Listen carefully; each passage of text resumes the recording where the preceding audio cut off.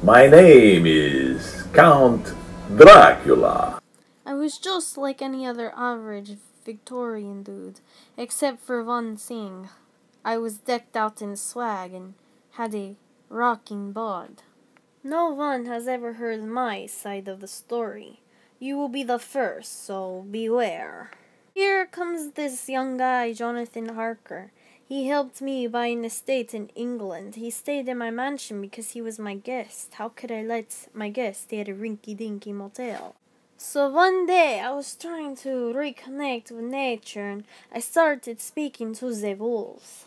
I guess this guy walked in on me or something because he was freaked out. So here I am being the best freaking person ever and this guy tries to escape. My 3 wives caught him in the act and tried to stop him, but he took it the wrong way and thought that they were trying to eat him. So I had to come in and settle some things with him. Well, he ends up making a break for it, but only ends up so far. He spends 3 weeks trying to get over brain fever because apparently I had shocked him nearly to death. I was just trying to clear things up. What a diva.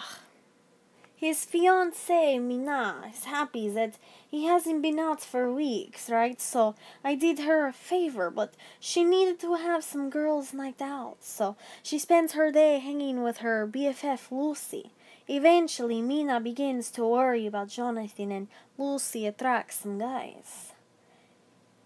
3 guys ask her for her hand. The crazy thing is that they were all friends, and now, if it was me, I would have said yes to them all.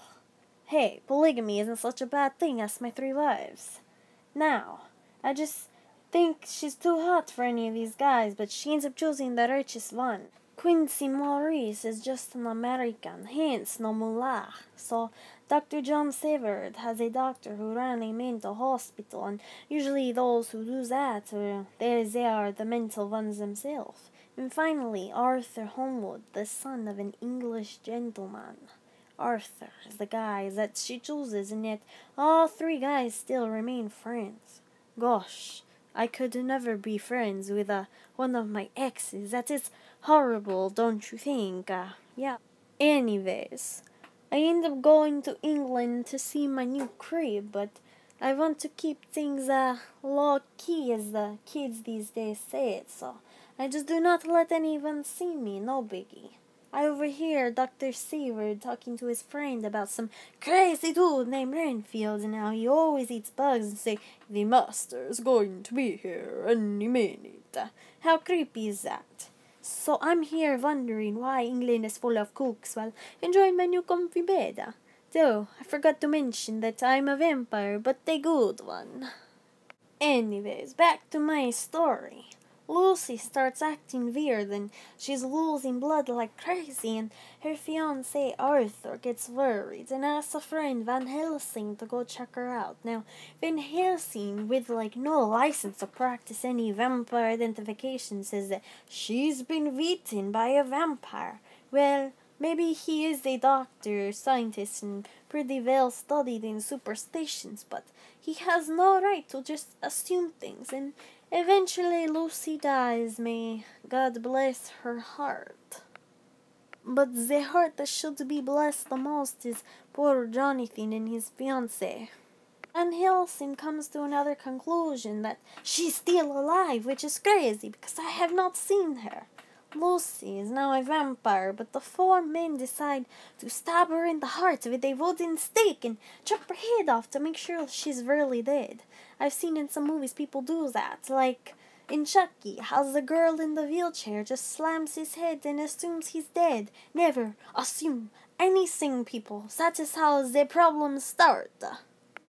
Anyways, Jonathan got better and Mina goes to Budapest to pick him up, and finally they get married and they go back to England, and Jonathan decided to be a snitch and tell people that I'm a vampire and all these things, and I'm the one who's killing people left and right. So here I am, trying to hide from these crazy dudes that want to kill me. And then the funniest thing happened. I ran into Renfield, and Renfield invited me into the hospital because I'm a vampire and had to be invited in. And Renfield starts drinking her blood, and I'm like, this crazy dude that I had no idea who was also a vampire, but then he made me force feed her blood. These guys are close to killing me, and I have no other choice than to run back to Transylvania, but they kill me, and I get revenge in a way. I stabbed Quincy, but I'm still dead, and there's this crazy dude out on the loose. People, beware of the Renfield. I was the good guy in this story, and I do not know why no one believes me. Like, seriously, people, open up your eyes and see the truth, because Renfield will come into your house and make you a vampire if you do not copy-paste this onto 10 other people's vampire.com accounts before midnight.